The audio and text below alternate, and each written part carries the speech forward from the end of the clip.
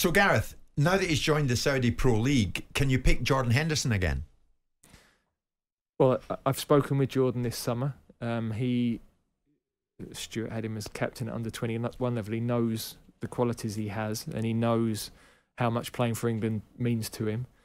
The question he wanted to know was, if I move here, are you going to automatically rule me out? Well, we'd be stupid to do that. Why would we rule any player out just based on where they're playing? We've got to see how they're playing and at what level they're playing and how they are physically and everything else. So, but people will say he's gone to a substandard league.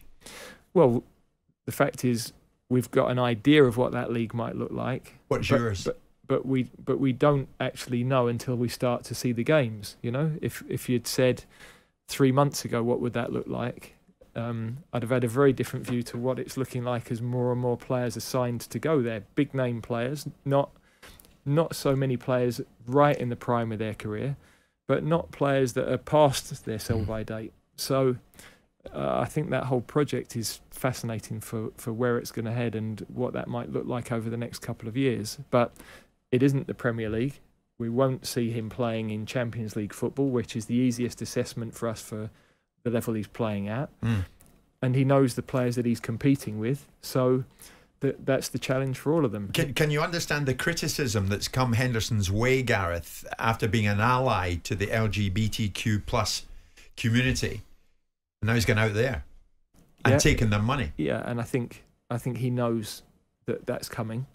So I think he is fully aware of that. Of course, when you're deciding as a football player what your next move is, there are a lot of things that come into consideration. Not least, what was the role going to be at Liverpool? You know, was he going to be playing regularly or not at Liverpool? How long left on the contract? Maybe Liverpool getting a fee like they have for a player of his age is also good business in the long term for them. I think it's good business. I mean, anything to do with the Saudis, Gareth, because of the money on offer, is good business.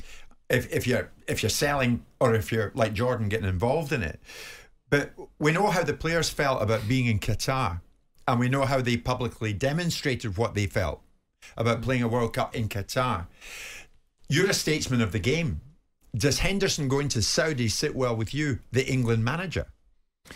Well, it's not for me to judge any individual, whether they're in football or in any other industry, as to. But there's hypocrisy here, isn't there?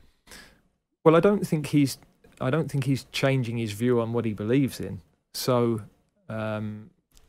now we're in a really complex world where what are we saying? Nobody should go to Newcastle, or nobody should go for one of the many companies that the Saudis own in London, or we shouldn't buy oil from the Saudis. You know, so I think it's very complicated. I completely understand the argument of, you know, you've supported the LGBTQ community, and I can understand why they would have a really strong view on it. And well, Thomas Hitzelsberger, remember he came out some years ago. With Thomas, of course, you played with him at Villa.